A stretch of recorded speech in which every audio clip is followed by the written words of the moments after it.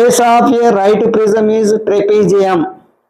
The length of the parallel sides are 8 cm and 14 cm, and distance between the parallel sides is 8 cm.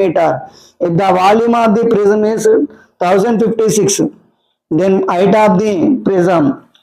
ఒక క్రమ పట్టకము దాని ఆధారము త్రిభుజం కలిగి ఉన్నది. ట్రెపీజియంలో సమాంతర భుజాల కొలతలు 8 సెంటీమీటర్లు మరియు 14 సెంటీమీటర్లు మరియు సమాంతర భుజాల మధ్య దూరము 8 సెంటీమీటర్లు. క్రమపట్టక ఘనపరిమాణము 1056 సెంటీమీటర్ క్యూబ్ అయితే దాని ఎత్తు ఎంత అంటుండో. సో ఇక్కడ వాల్యూమ్కి ఇప్పుడే మనం ఫార్ములా చెప్పుకున్నాం. వాల్యూమ్ ఈజ్ ఈక్వల్ టు ఏమన్నా అంటే బేస్ ఏరియా ఇంటూ హైట్ అని చెబుతున్నాం. మరి ఇక్కడ బేస్ ఎలా ఉందంట, ట్రెపీజియం ఉందంట. మరి ట్రెపీజియం యొక్క వైశాల్యానికి ఫార్ములా ఏంటంటే, ఈ వైశాల్యానికి ఫార్ములా హాఫ్ ఇంటూ డి సమాంతర భుజాల మధ్య దూరం ఇంటూ ఆ భుజాల మొత్తము ఏ ప్లస్ బి, ఆ సమాంతర భుజాల మొత్తము.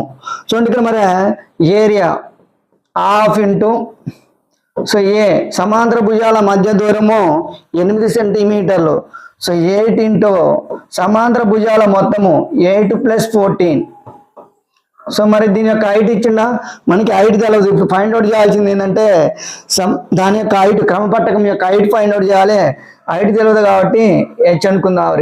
సో మొత్తం దాని యొక్క ఘనపరిమాణం ఏముంటుండంటే 1056 అంటుండు.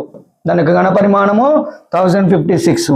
ఇంకా 2 1s are 2 4s are 8 + 14 అంటే 22. 22 × 4 అంటే 88. So 88H is equal to 1056.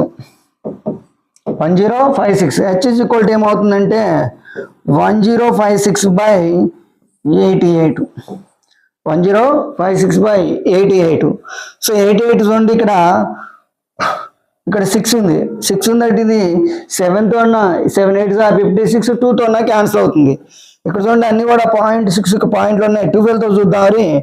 So 12 8s are 96, 12 8s are 96 + 9 105. So 12 times పోతుంది. So H is equal to ఎంత అంటే 12. సో హైట్ ఎంత వస్తుంది మనకి 12.